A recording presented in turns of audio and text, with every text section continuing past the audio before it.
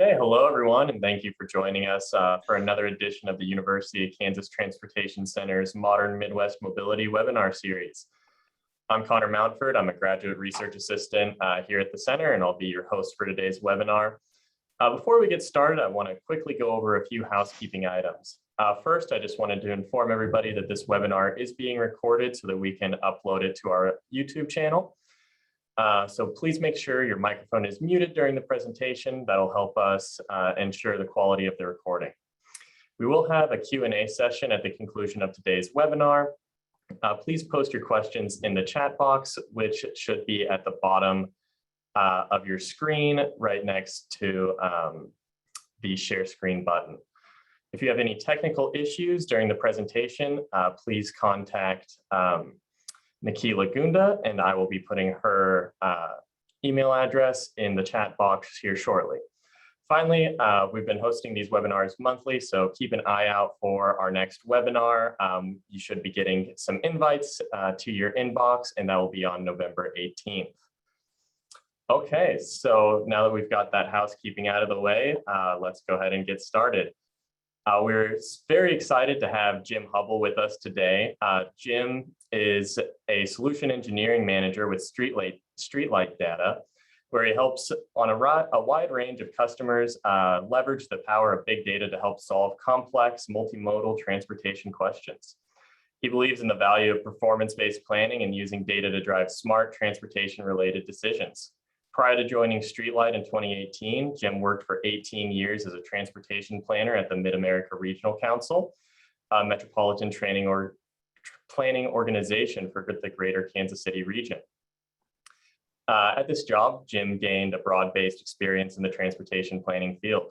He also serves on the Urban Transportation Data and Information Systems Committee of the Transportation Research Board. So we're in great hands here today with Jim. And with that, I'll just hand it over to Jim to go ahead and get us started. All right. Thank you, Connor and Kara and everybody else that coordinated with me to provide this opportunity. And hello, everybody. I'm excited to be here. So before I get into the presentation, we're going to do a little warm-up activity, and I'm going to launch a poll. And the poll has 3 questions. So let me get that launched. And so hopefully that is now all visible to you all. And if we could just take a minute or two, none of the questions are very hard, but this is just a way to kind of, classify who's in the audience today. So I kind of get a sense, who's out there. And then also sort of take the pulse of the audience on sort of their attitudes or experience related to our topic of big data today. So this is pretty awesome. I can see exactly how many of 16 have participated. So as soon as we get close to a significant sample size, we will, I'll go ahead and end it, and then you can all see what the responses were, and I'll get the show on the road with the presentation. So, all right, people out there value the importance of responding to surveys, and so we're getting a really awesome response rate. Just about there, got 13 of 16. Ooh, ooh. All right. I don't like to have a lot of dead air time, so I won't bore you with any bad jokes or songs. So we're at a pretty good 87% response rate. So I will go ahead and end the poll. Hopefully I'm not cutting anyone off. Apologies if I do. And share those results. So I'll just quickly run through. Looks like we are definitely skewed more towards kind of public sector nonprofits. So I'm guessing, government agencies at all levels. Interesting. We got didn't see any students. A range in terms of tenure in your current role. And let's see. All right. And we yep. I see sort of people are still sort of figuring out, and I know that's a general question, kind of attitudes towards big data, but I think there is an appropriate and healthy level of skepticism, as should be applied towards any data product. So well, hopefully by the end of this, I'll push at least 1 or 2 of you into that big data is the only thing I need category. And those are obviously intended to be a little clever. All right, I'm going to close that. And I'll go ahead and get started with the presentation. So thanks again for having me, and I'm really excited to be invited by the KU Transportation Center. It was not included in my bio that I am a proud graduate of KU, both undergrad and grad school from the planning program. And here we go. And so here's the agenda for today's presentation. I'm going to give a very kind of brief and high level overview of streetlight data, but with looked at through the lens of sort of principles and ideas that apply to big data analytics in general. Then just a real quick kind of rundown of what I, in my humble opinion, feel are the key advantages of big data particularly for mobility analysis. And then really the meat of the presentation today will be 3 examples close to home, right here in Kansas and some neighboring states that I thought were pretty interesting and also showcase the diversity of applications. And then if I'm doing well on managing my time around maybe quarter till or 10 till 1, we will take a end of the presentation and move into question and answer. And Connor will help me with that. So, all right, well, let's get moving and give you a little overview about streetlight data and big data analytics. So I don't need to tell any of you, transportation and really the world is changing rapidly. And there are things about transportation that we want to change even more, like reducing its carbon footprint, stop losing over 40,000 lives a year to crashes, and foster a growing economy, among other things. And of course, nobody wants to waste time sitting in traffic on the way to work or elsewhere. Of course, the transportation landscape, it was already in a major state of disruption and evolution. And then, of course, we had COVID hit, and even just all of our methods that allowed us to sort of use the past to predict the future. A lot of that had to get thrown out the window because who knows what normal is anymore. And we can't manage all this change if we aren't measuring it, very simply. And Streetlight was founded to help smart transportation professionals do their job better by leveraging all the big data that's being created so that we can measure what we want to manage. So in the following slides, I'll describe at a high level the process that Streetlight uses to transform big data into actionable analytics. And while some of these may be specific to Streetlight, the general framework and key principles that I'll try and kind of hit on and reiterate at the end will apply universally to big data transportation analysis. All right, so in a period of so much change, we obviously have our work cut out for us. Luckily, everything that moves these days is generating data. So we at Streetlight collect data from smartphones, connected cars, connected trucks, and road sensors, and a lot more. And that data, which you see here on this animation, it might make some pretty sparkles and a cool animation, but in its sort of unprocessed state is not very useful. So we combine mobile data with lots of other data, and our machine learning engines turn it all into rich, actionable analytics that your team can access via a cloud-based product. Now, this data processing stage is where the dreaded black box notion arises for the data user community. And data analysts are naturally curious and want to know as much about the source data and methods used to process it as possible, as we should. With big data analytics, however, we've entered a new and different territory involving complex algorithms, AI, intellectual property, and most importantly, privacy protection. There's enough to unpack and discuss related to those topics I just listed for an entire semester-long course. So for now, I will simply say that our field, transportation and planning fields, should absolutely prod, be curious, and ask questions about methods used to process big data. That said, we also need to find some level of comfort working with analytics for which we don't have the knowledge of every single mathematical equation and data point used in the process. And the way we can find that comfort to an extent is by focusing on the metrics, focusing a lot on what the outputs look like and are they reliable, are they accurate? So in just a few clicks with Streetlight Insight, you can pull accurate analytics about nearly any transportation behavior anywhere for any mode, or at least currently, cars, trucks, bicyclists, pedestrians, and bus and rail. But remember what I said about focusing on the metrics?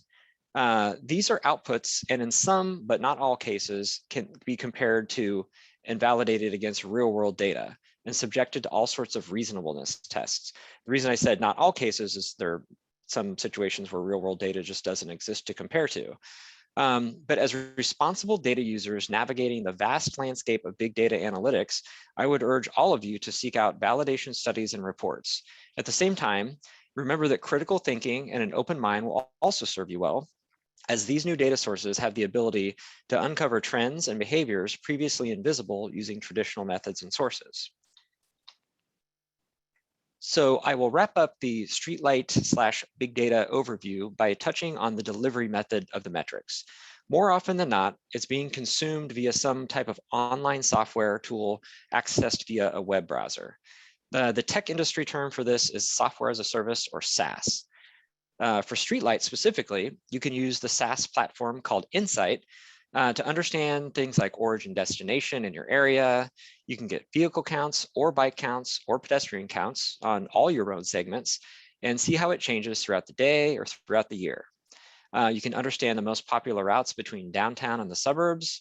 And I'll give more examples later in the presentation, specific to some cool studies done here in and around Kansas.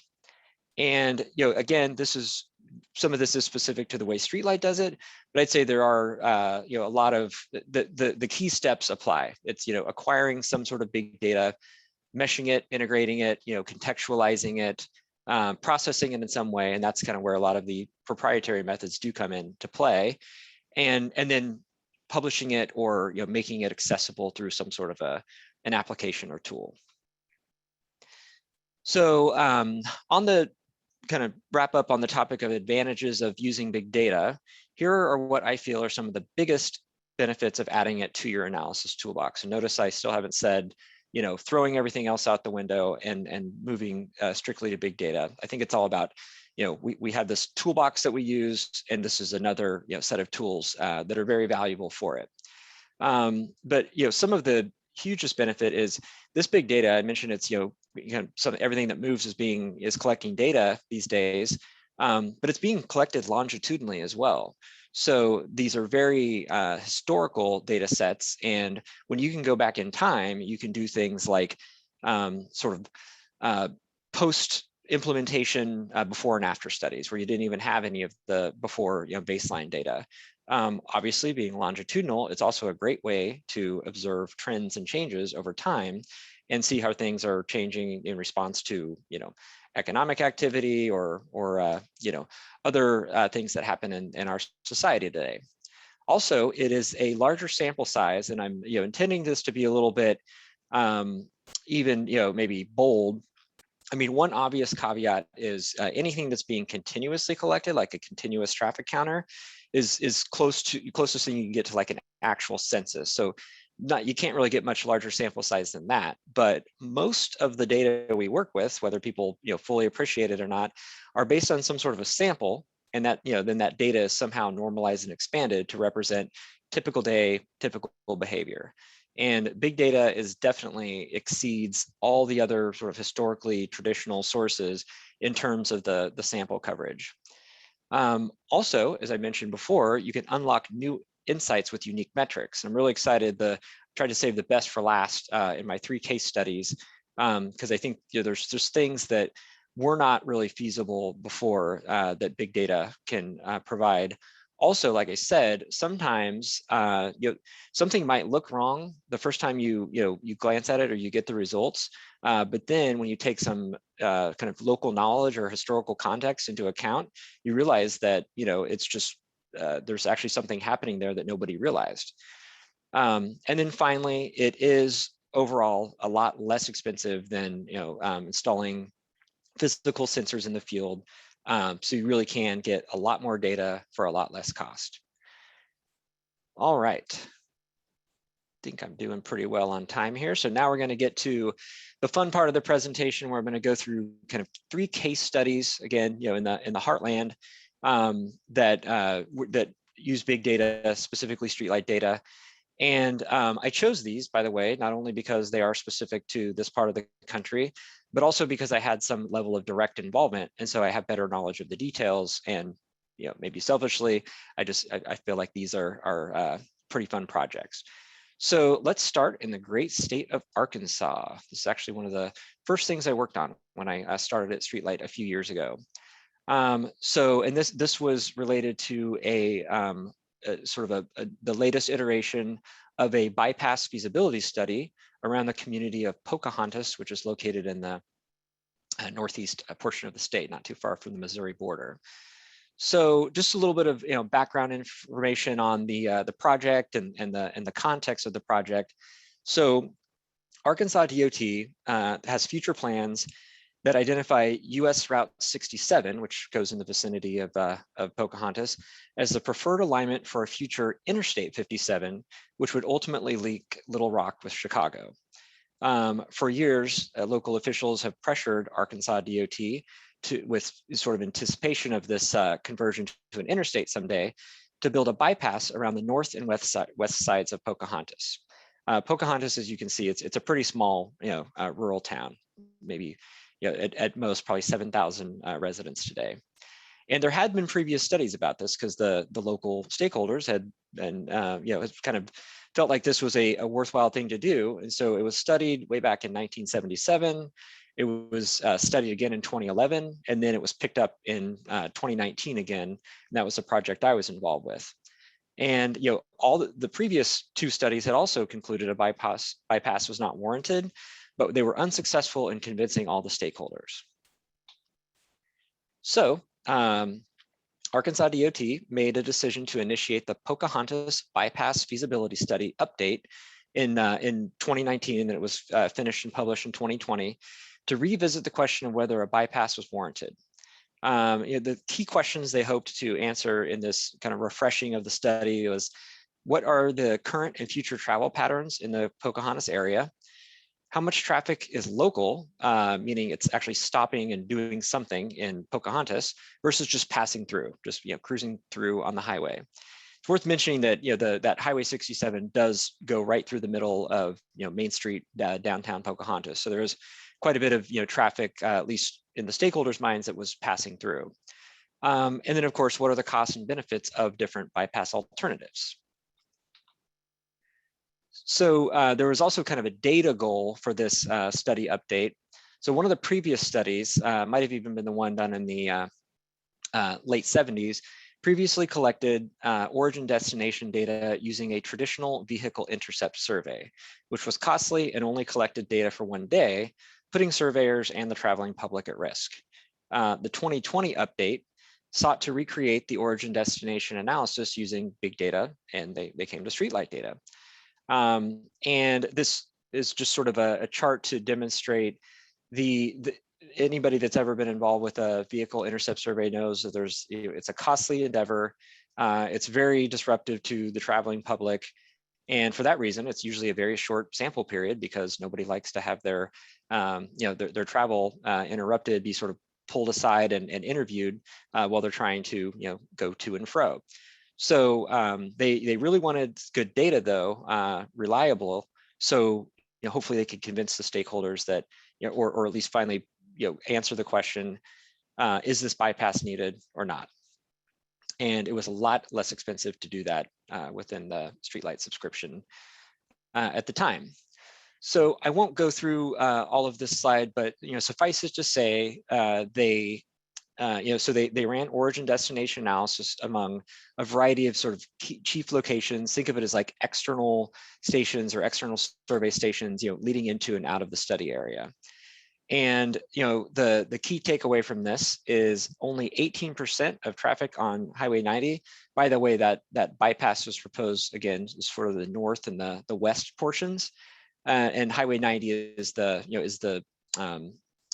sort of through highway coming from the northwest, and about 18% of it is through traffic, and 10% of the traffic on Highway 90 is destined for the central business district.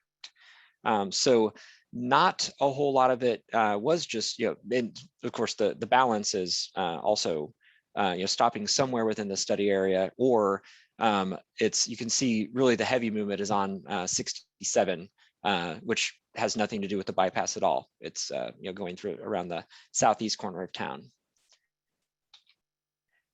This slide may or may not be that easy to decipher, but basically it's the same data, but they put it into a travel forecasting model. And if you look at those percent numbers in parentheses next to each set of two numbers kind of located to the left of it in each red box, that's the percent growth over the course of the planning horizon.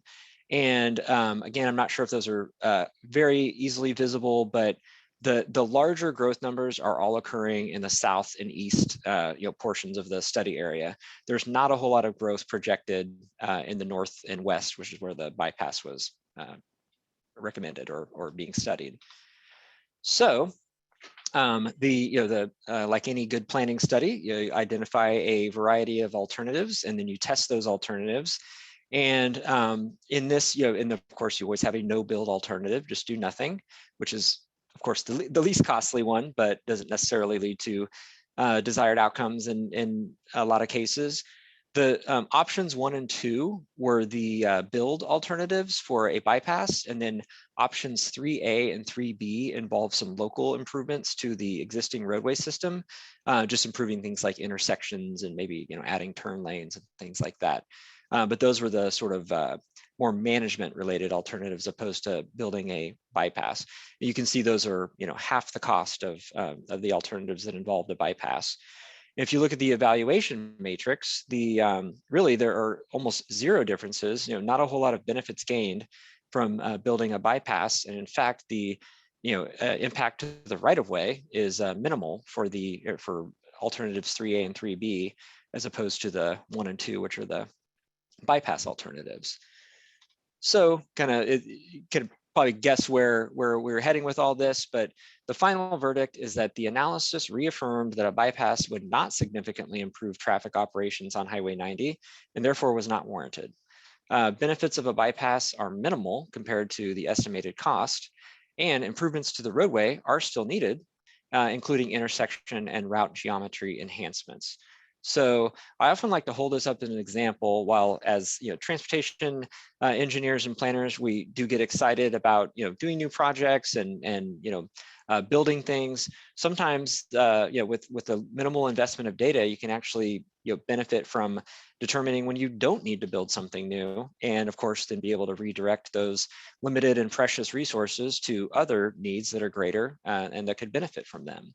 So yeah, this was the success of this particular story is that they knew where not to do something. All right, moving on to case study number 2. This is one I enjoy because it involves another metropolitan planning organization. In this case, we're going down to Oklahoma to the Indian Nations Council of Governments, or INCOG. And talking about their use of big data, streetlight data specifically, to develop an AADT map for their region and their stakeholders. So INCOG, for anyone that's not familiar with it, is the metropolitan planning organization for the greater Tulsa region. Like all metropolitan planning organizations, they're pretty broad in their scope, but they're focused on a variety of things, transportation being a key element of that, but they also have services and programs that focus on environment and economic development and services for older adults and safety. And but also, like a lot of MPOs, they are a major data repository for the region, and they take that role very seriously, and they like to be able to provide that as a service to their stakeholders and citizens and member organizations. It's also worth mentioning that INCOG is kind of unique in the sense that over its planning area, it intersects with 3 Indian reservations. So hence the source of their name, the Osage, Cherokee, and Muskogee Creek nations all have areas, tribal lands that overlap the INCOG planning area. So they have another layer of stakeholder that when I worked here in the Kansas City region, we didn't necessarily have, at least not as significantly. So I really just have one visual, and there's quite a bit on here, so we'll talk through it, because some might be thinking like, oh, well, big deal, traffic volumes. But so there was a challenge here that INCOG was trying to overcome. They had historically maintained a regional traffic volumes map as a service to their both used for internal reasons, but also a service to their member governments and stakeholders. And but it had gotten a little bit too onerous for them to maintain for a variety of reasons. It was challenging getting updates from the member organizations and the state DOT year after year. A lot of their, especially the local government member organizations, didn't even update their counts year after year. So they were starting to get a lot of kind of holes in the data, and they were looking for some other possible source of getting that traffic count data, and so they could have more comprehensive coverage throughout the region. So just shortly prior to that, Streetlight Data had begun working on a product to basically take all the sample trip data that comes from the big data sources and process that into AADT at specific locations. And so this was great timing and a bit of a godsend for them because they were able to generate those metrics at like 2,500 plus locations throughout the metro on all different classifications of roadway. And they, of course, before they published it, did their own internal validation where they could compare it against existing counts, and found that only a very, very low percent, like less than 2% of the locations had an error that would not be considered acceptable. Everything else was as good, if not better, than the than say the counts coming from the DOT or continuous counter locations. And that was sort of the reasonableness check that they performed to give them confidence in generating these metrics and then publishing them for the greater Tulsa area. And I will say that we got a quote there from one of the planners, Ty Simmons, but I found it really interesting because there's a wealth of customers, if you will, that use these counts. Of course, people like to use them for traffic impact studies and kind of your more traditional transportation analyses, but they also said they get a lot of thank yous from like real estate developers or people trying to decide where to locate the next, donut shop or gas station. And so there are a lot of other maybe on the economic development side, stakeholders that were able to benefit from these. And it was a great example of an MPO putting data out for public benefit. And also then they've continued to update this since then, because they found this to be one of many useful applications for their subscription. All right, I think I'm actually doing pretty well in terms of time. So here's the one which I say, I feel like I saved the best and one of the most exciting ones for last, and we're bringing it home to Kansas. This is actually something that was just recently published. You may have even seen some chatter on LinkedIn and other social media outlets about it. We were really excited to work with the Kansas Legislative Post Audit Group, or the Kansas LPA, in supporting them over the past year and a half in an analysis they did to review the STAR bonds program. And also, I think this is one, when you think back to what I mentioned about advantages of big data, that just providing metrics that aren't really available anywhere else. This is one that I think is interesting. It's not even so much about transportation, or at least purely transportation. It's about linking it to data about the people or the devices, making trips, and using that to sort of understand visitation on a more broad scale and granular, but also granular level. In this case, to attractions funded with the STAR bonds. So for anyone that isn't maybe local to Kansas or this part of the country, I'll just quickly mention what STAR bonds are. So it's just an acronym. It stands for Sales Tax and Revenue Bonds. And it is an economic development program administered by the Kansas Department of Commerce to help leverage, and build specifically attractions that are, intended to boost economic activity in Kansas, but also attract out-of-state dollars. So it's been around since 1993. It's still active. Again, it's intended to fund major commercial, entertainment, and tourism projects. They are evaluated on multiple criteria, 7 in fact, I'll just list those out real quickly. While the study, it did focus really on the first two, I'll mention that, so the goals of the program are to evaluate projects on their visitation or their ability to a potential to attract visitors. And they actually have some targets for these, which will be important later. So the targets are to attract at least 20% of visitors from out of the state of Kansas. So from somewhere outside the boundaries, and also 30% of the visitors they're hoping will come from 100 miles or further away.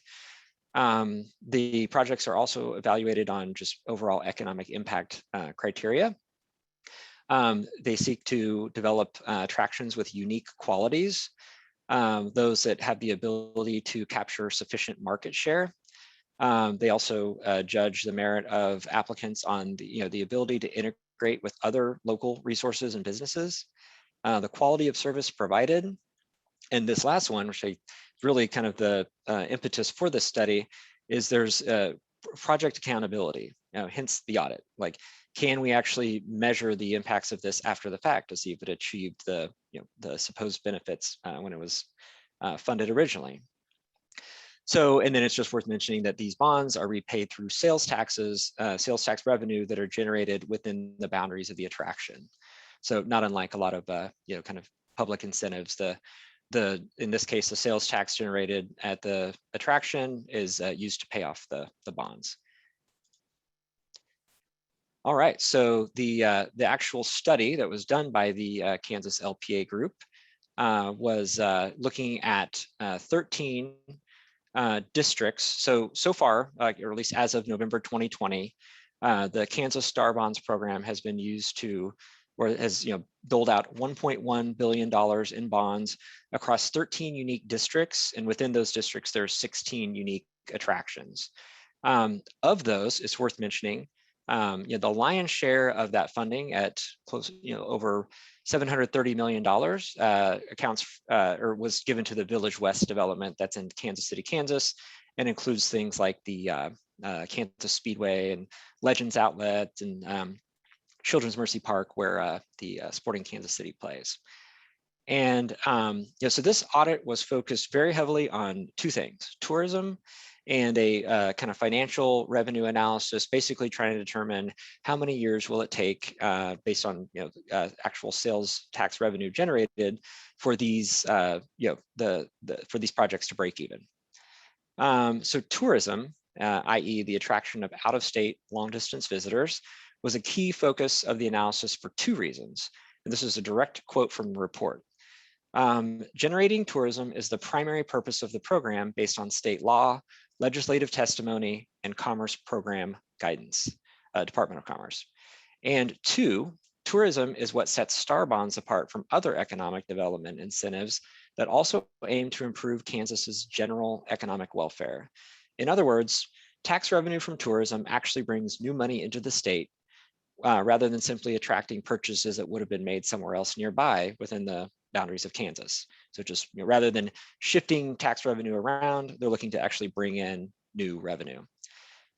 So the Department of Commerce set goals for the percent out of state and long distance visitors to Star Bond attractions, as I mentioned before. And department guidance also states attractions total annual visitation should compare favorably to other attractions in Kansas and elsewhere.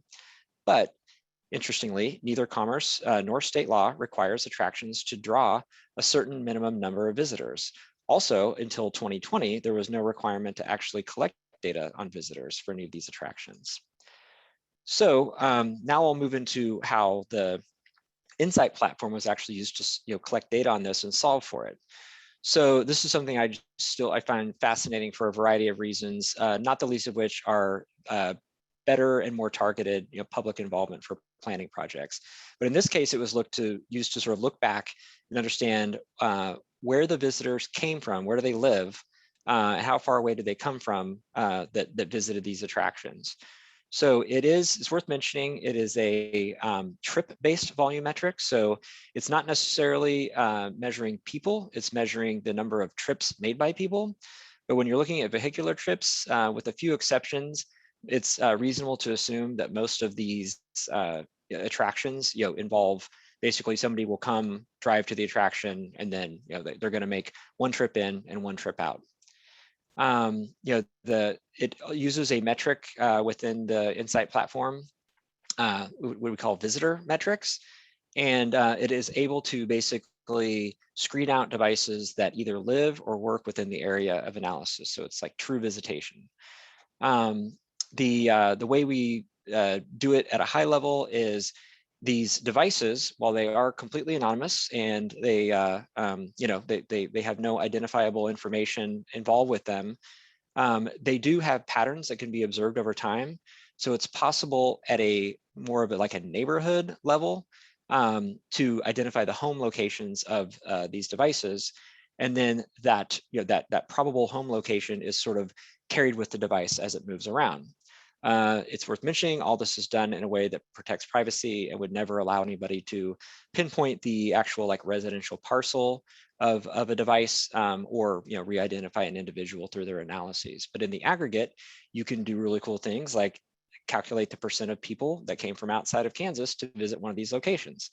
So from the report, they mentioned perfect visitation data does not exist for Starbond attractions. But the research team was confident streetlights estimates were sufficiently reliable for the analysis. This was especially true when determining the proportions of visitors who came from outside Kansas or from over 100 miles away. And they also liked the fact that they were able to use the exact same methodology across all their locations and get consistent data.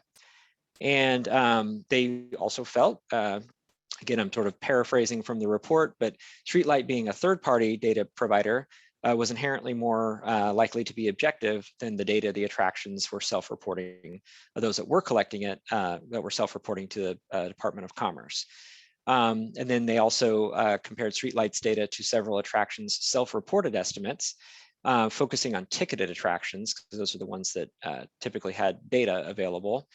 And use that as kind of reasonableness checks, or to at least understand what the differences were and what was being measured in Insight versus what was being counted at these locations. But at the end of it all, they had confidence that the streetlight estimates were reasonable and a good way to measure visitor numbers and visitors' home locations. So enough with words. Let's focus on pictures, because I do believe that images tell a better story. So here's sort of what's happening in the analyses that were run. And really, you're going to see the same view. This was the Wichita, it's sort of a riverfront activity center that was funded with star bonds. And what you're seeing here is you can kind of see yellow faded in the background. That's the boundary of the Wichita district that was funded through star bonds. And then all those kind of raised grid cells, if you will, those are in their, the height is representative to the number of trips made into that district. And then those blocks represent the home location grids of the devices making the trips. So right off the bat, you can see there's quite a few people that live within the Wichita area that visit that attraction. I believe this was the analysis they ran for 2019. So I'm going to go to the next. This is just zooming out. And while you can see there are certainly people from Newton and El Dorado and Hutchinson that also visit that attraction in Wichita, there's a pretty large number just from the greater Wichita area that are sort of the regular visitors. And this was looking at visitation over the course of a year. Let's zoom all the way out to the full extent of the data. So I've kind of brightened up the green dots so they would be more visible against the backdrop. But this is the full extent of the home locations analysis for that particular attraction. Of course, this was run at least 16 times over. They may have even broken a few of the attractions up into smaller areas. But you don't even really need to count those up to see the majority of those green dots came from within the state of Kansas. Definitely some coming from Oklahoma, Texas, even as far away as Minneapolis, Detroit, Seattle, but still the 20% out-of-state threshold for that particular location was not being met. So getting to the kind of findings of the report, and I believe this is the last slide. So you can see here, and this is straight from the report, and I've included the URL in there. An easier way to find that is actually just to go to www.kslpa.org, and there's a link right on their landing page that you'll see it's the star bonds analysis, but there's the full URL for the report. At a high level, really, streetlight was used to evaluate, again, visitation data at 16 star bond attractions. They found that only 3 of the 16 attractions were meeting the established tourism-related goals. And you can see those, that's the Hutchinson Underground Salt Museum, Topeka Heartland Park, and the Speedway out at Village West. Others did meet at least the 20%, for out of state. So quite a few more met that, including Prairie Fire and Overland Park and Children's Mercy Park where the Sporting Kansas City plays. But since there really were 2 criteria, only 3 of the 16 met it. And officials used the findings to draft recommendations for program improvements. So it wasn't all bad. This may feel like, and I know there were definitely a few stakeholders within the Department of Commerce that weren't too happy with the findings, but really what it did is that the positive that comes out of it is the recommendations that Department of Commerce should collect comprehensive visitation data from star bond districts to better evaluate if the program is meeting its tourism related goals. And the Kansas legislature should consider amending or broadening the program's goals to ensure attractions meet legislators' expectations for the program. So these are practical recommendations to objective data analysis.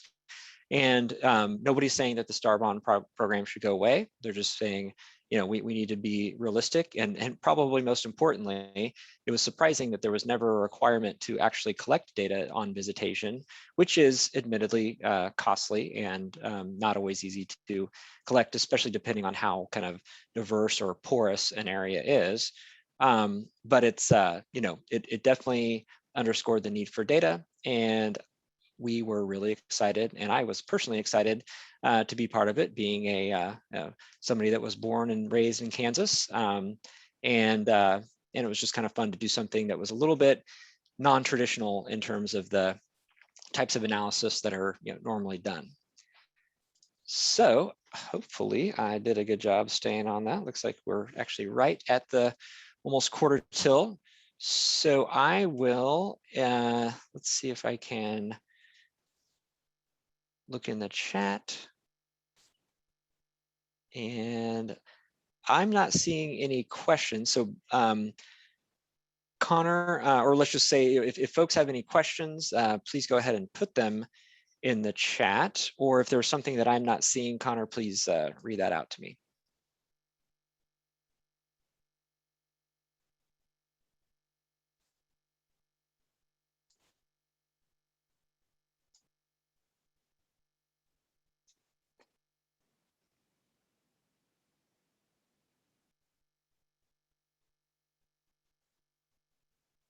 Here we go. There's a Q&A. All right. And forgive me looking away from the camera. I've got kind of an odd desk set up right now. Okay. All right. I'm just going to read this out just in case others can't see it.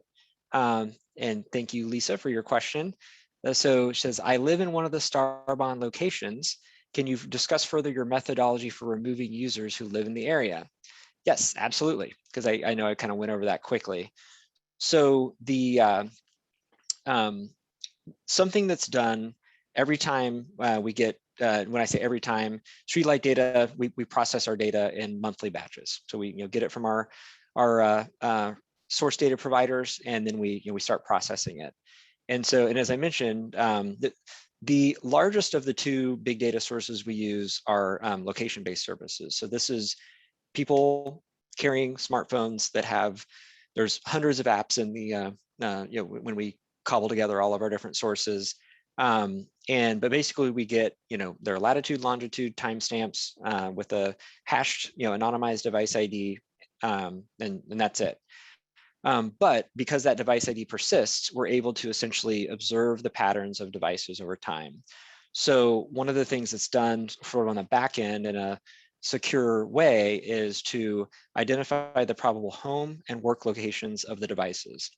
And as you may be guessing, some of the key variables that go into that is looking at where it spends time during certain portions of the day. So where a device is overnight, and especially it has to be, it's filtered by areas that have residential population.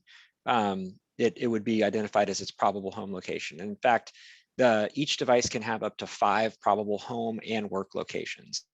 This particular analysis didn't, well, I guess it did leverage the work in the sense that when we do an analysis that involved the visitor metrics, it will look at the area that's being analyzed, but it will then screen out anything that a device that either lives there or works there as part of the visitation analysis. So it can filter out and really look at devices that are just visiting there. So Lisa, you're assuming your phone is in the data set, would not be included because you would have a probable home location within the Starbond location.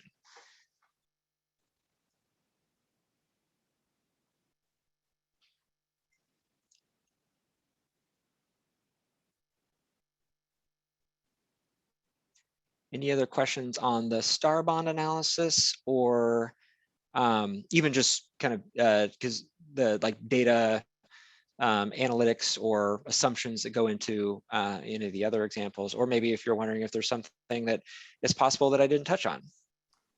Jim, we do have a couple questions here in the chat box, and I can just go ahead and read those off to you if you're not seeing them there. So the first one's going to be from Nick Flanders, and that's, do you have an example of using big data for a travel demand model?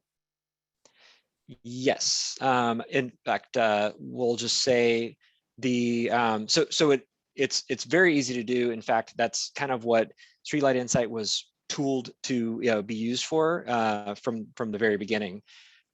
So the MARC model is currently being updated. There's some calibration work on the origin, destination, and the trip distribution element of that model.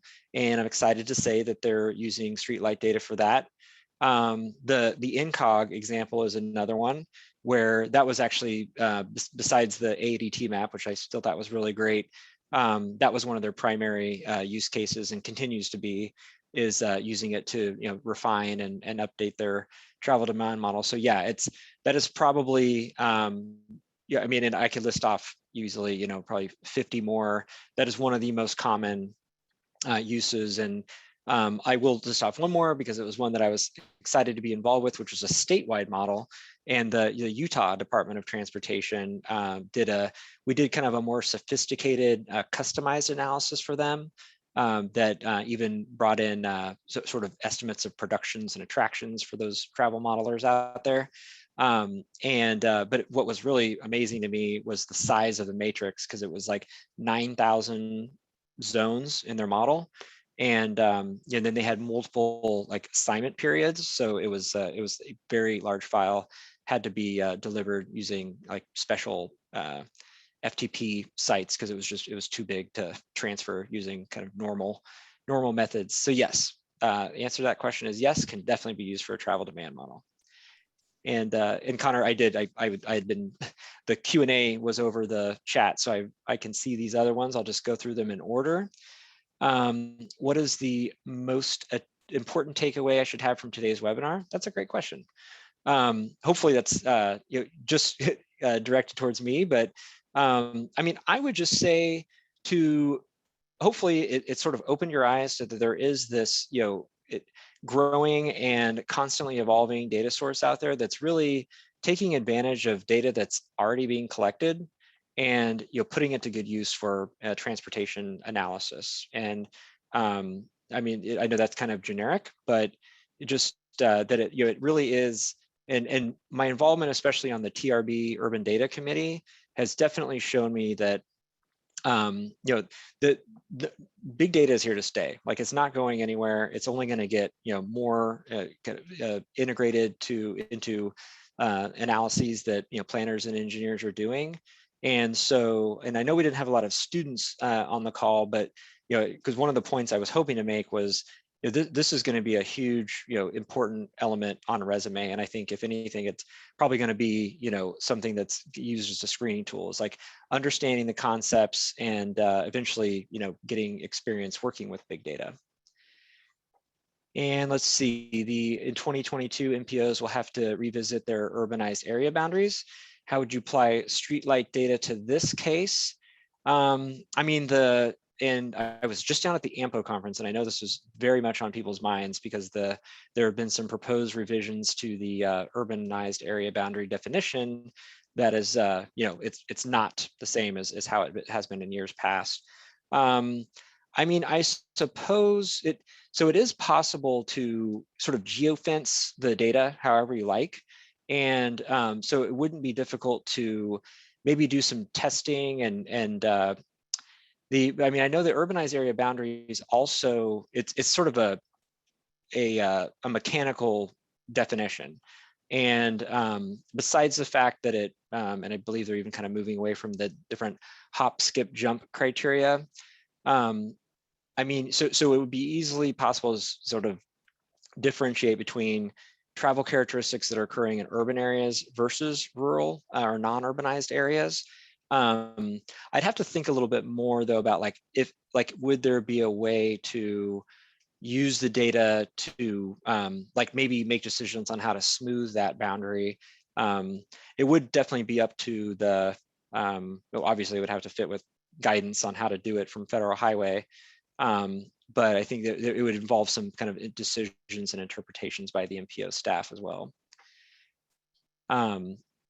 Is there any way to discern mode in streetlight data? Yes. Currently, so this is where, and sometimes I'm reluctant to just say things like, oh, machine learning or algorithms, because it sounds very black boxy. But really, I mean, machine learning is just leveraging kind of new and evolving data science techniques, that largely that were sort of built up around the emergence of big data. But it's just using high-powered computing and processing to pick up on nuances in data that wouldn't really be possible using hand calculations or the human brain.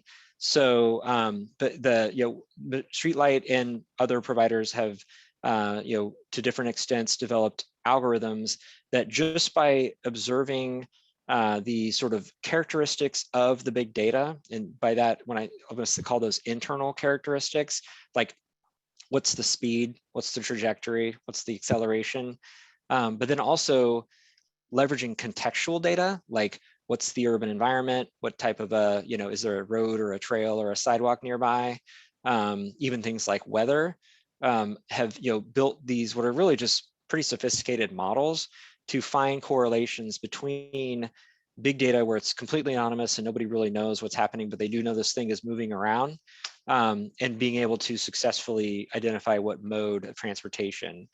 Currently at Streetlight, and I'll toot our horns and say I feel like we're probably leading the pack, but we have trips that are mode classified for basically all traffic, all vehicular traffic, motor vehicle traffic blended, trucks specifically, bicycles, pedestrians, and most recently bus and rail, both on the passenger side. And let's see, if a professional wants to learn more about how to do big data analysis, how do they do this? That's a great question. I mean, I think, how do I answer this more kind of universally? I mean, there are, and I've even seen, I know KU Edwards campus has sort of like a data scientists, boot camp. If somebody is really technical and they really want to be the people that are like getting in there and like, learning how to develop these sophisticated algorithms and things like that, then maybe that's a path you want to take. And I would say, that would require, beefing up, kind of coding and sort of just technical analysis skills. That's more if you want to be on the, kind of processing side. But for somebody like me, who is not the most, technical person on the planet, I feel like what has really benefited me the most and kind of learning to understand is almost like letting go of the sort of assumptions and ways that we regard data from traditional sources. And from that, I mean, things like census data or even like traffic count data that's already come to you sort of prepackaged but it's been processed in a way that kind of fits with our, or I should even say the sort of, previous paradigm. What has served me the best is to just think about data a little bit more abstractly, and also like think of it as more of a puzzle that you're trying to solve. And so, and again, this is probably a bit more unique to streetlight data, but the unit of analysis for streetlight data is the trip. And so, imagine you've got this trajectory data, and you need to analyze it in different ways to understand different things about travel and travel behavior. So, like Nicholas's question about travel demand modeling, that's really mostly focused on the start points and the end points of the trip to get your origin destination. So how do you like create a system of spatial filters to capture those start and end points, and then kind of understand and process the travel going to and from those locations. Other things like the actual route that the trip is taking is important for understanding things like turning movements at intersections, or think of like delta time, delta distance between one point on the trajectory and the next point to determine things like speed and travel time. So it really, because I had there was certainly a learning curve, but there was this point where I almost just kind of had this aha moment, and it's when I sort of just decided, okay, there's all these data sources that we used to work with, and we're very comfortable with those. I'm going to just sort of like forget what I know and think a bit more abstractly. And that really, at least, was my big kind of epiphany, and what I felt led to more success in working with it.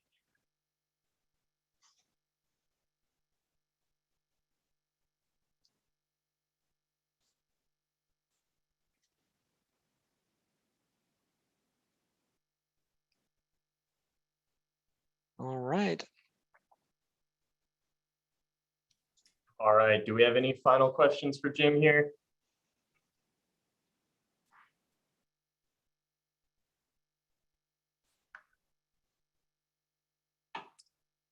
Okay, well, I'm not seeing any, so I'd just like to take this time to thank you, Jim, for that great presentation, and thank you all for coming. Yep, thanks for having me. Yeah, thanks again. Everybody have a nice day. Thank you. Goodbye.